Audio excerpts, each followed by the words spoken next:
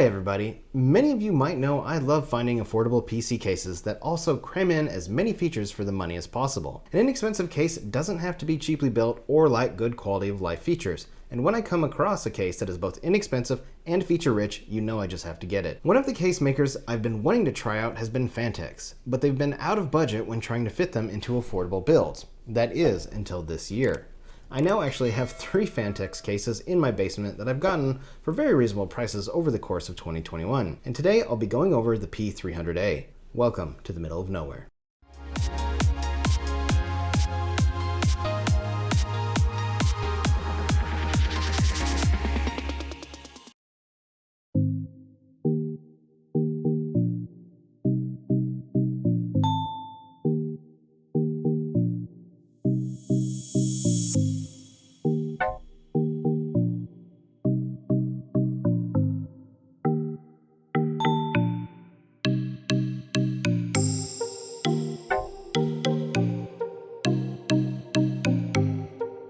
The Phanteks P300A comes in the usual brown box with black print. The foam used is rather stiff, but should provide enough protection during shipping. As you can see, the glass side panel did indeed survive. The P300A is a budget mid-tower case that you can buy for $59.99 as of the recording of this video, and if you're lucky, you might be able to save a little extra as I did by submitting a $10 rebate. The P300A is an evolution of the P300, which the box still displays, and I'm not gonna lie, I almost had a heart attack when I saw the box as I thought I ordered the wrong case. Would it kill you to slap an A sticker on the box, Phanteks? Anyway, the original P300 had a solid panel with intakes only at the top and bottom. This led to restricted airflow, higher component temps, and probably some not so favorable reviews.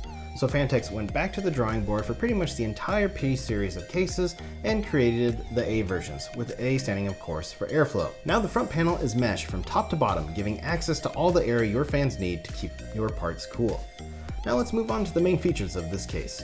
The P300A is made of steel, glass, and has some plastic bits for the storage trays, and it is all black. There does not appear to be a white version available as there was with the original P300. As far as dimensions go, the P300A measures 400mm deep, 200mm wide, and 450mm high, or 15.7 inches deep, 7.8 inches wide, and 17.7 inches high for the Imperial folks. The glass panel and other side panel are held on by 2 thumb screws each, and these are captive, which is great to see in such a budget case. One way to save money was to shrink the glass panel to not go the entire height of the case. This means there's a metal covering where the PSU and storage devices are, and this is fine. Both the mounting method and construction of the glass panel framed by metal is reminiscent of the Cooler Master NR400. The front panel is super easy to remove by grabbing from the bottom, and thankfully the front I/O is not attached to it. There isn't a front dust filter as Phanteks intended the front ventilation holes to also act as a filter because they are so fine. I do have concerns dust will still be an issue without a filter, but I also understand Phanteks not wanting to restrict airflow by adding one. Finally, the PCI slot covers are also held on by thumb screws, and these are not captive. There is also a spot for a vertical GPU mount, which you can purchase separately. The case is quite sturdy with the panels on or off. The back panel has a tad of flex to it, but nothing to be concerned about. I'd be more worried about getting fingerprints all over it, as it does seem to like those.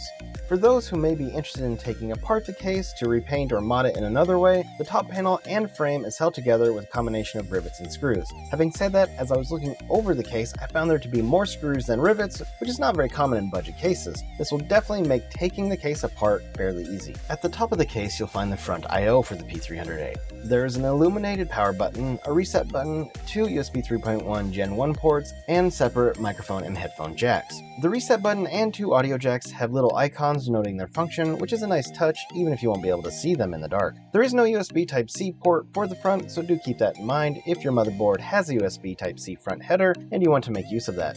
One thing to note, on the original P300, the reset button is actually an RGB control for the accent lighting you can find on the side of the case and power button. In the P300A, those lights are solid white, and I'm not sure if you can jimmy together a way to change the case lighting or if it's just solid white permanently.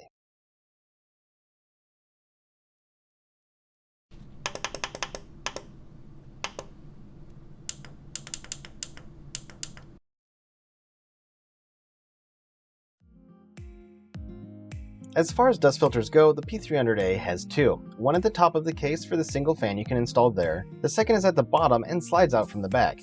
This is for the PSU. It slides easily out and can be reinserted just as easily. However, you may need to lift the case a tad to get your fingers on the small filter handle. As previously stated, the front panel does not have a filter as the fine mesh more or less acts as one. The case feet are plastic and lift the case about 3/4 of an inch off the ground, or around 19mm. This should be enough room to allow the PSU to take in fresh air. They are lined with soft foam padding, which may not do a whole lot to keep the case from sliding, but will help dampen vibrations. They also do not appear to be held on by screws, but rather some kind of plastic nubs, which may make removing them for modding difficult. The P300A supports ATX, MATX, and ITX motherboards. There's a generous cutout on the motherboard tray as well, so you'll be able to have access to the CPU back bracket when the motherboard is mounted. The stand-ups are pre-installed for an ATX motherboard, and the case comes with an extra should you lose one. You can fit up to 4 hard drives in the P300A. You can install 2 3.5-inch hard drives and 2 2.5-inch drives, or a total of 4 2.5-inch drives. Access to the drives at the bottom of the case can be had by removing the front panel and then taking out a sled. Installation for the 3.5-inch drives is toolless, but you'll need to use screws for the 2.5-inch drives. I really like how you don't need to muck with the side panel to access the bottom storage. Additional 2.5-inch drives can be installed on a sled that fits on the rear of the case. The P300A only comes with one sled, so if you want to have 2 drives here, you'll need to purchase an additional sled. I get this is a cost-saving measure, but at the same time, how much can one of those sleds cost to make? Why not just include 2? The front drive cage is removable and is held on by several screws. If you don't need this installed, removing it will allow you to install a longer PSU, as well as better stow away excess cables. When it comes to GPU, CPU cooler, and PSU support in the P300A, you can install GPUs up to a length of 355mm. This means an MSI RTX 3080 Gaming X Trio or EVGA RTX 3080 for the Win 3 will easily fit. The case supports CPU coolers up to 165mm in height, which means a Vetru V5 or even a beefy Noctua NH D15S will fit. And you can install PSUs up to a length of 200mm, which includes cables. You'll install the PSU by inserting it from the side, then screwing it into the back. The P300A can hold up to 4 fans. You can install 220 or 140mm fans in the front. At the top you can install a 120mm or 140mm fan, and at the rear you can install a 120mm fan. The case comes pre-installed with one 120mm fan at the rear. It is a 4-pin PWM fan, and I have to say I'm impressed. Most budget cases I've seen either come with just a 3-pin fan or a dreaded Molex fan. For Phanteks to include a PWM fan is just another notch in this case's favor. If you want to liquid cool your PC, you can install a 120, 140, 240, or 280mm radiator in the front, and a 120mm radiator at the back.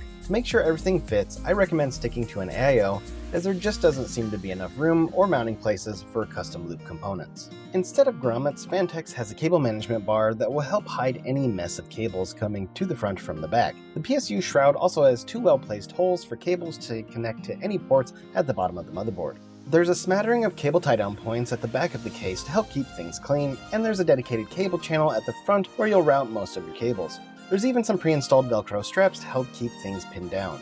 The depth from the motherboard tray to the edge of the case is around 3/4 of an inch, and the dedicated channel is about 1.5 inches deep. Since there's not a lot of space, try to keep your cables as flat as possible. Another helpful method would be to invest in a semi-modular or fully modular power supply if you can find one at an affordable price. Finally, I'd be remiss if I didn't mention the accent lighting that comes with this case.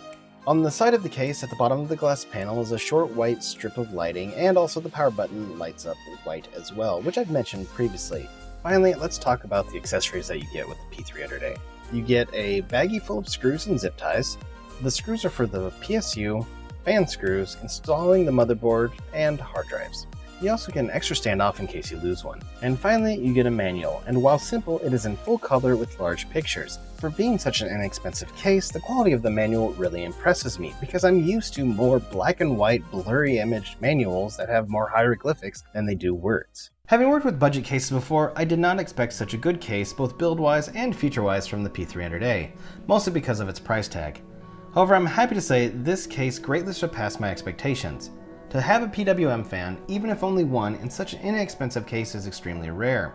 The quality of materials is excellent, and the little things like being able to easily get at the storage cage from the front, the super easy to remove front and side panels, the mounting mechanism for the glass panel are all pluses in the P300A's favor.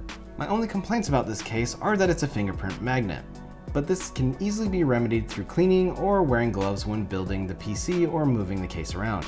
And I would have liked to have had a second fan and second 2.5-inch drive sled present.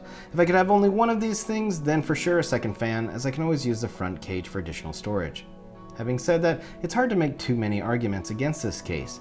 It's an affordable and stylish black box with good airflow and enough quality of life features to definitely make it worth considering for your next PC case purchase. If you do buy this case for a future build, I recommend buying at least 2 more fans for improved airflow.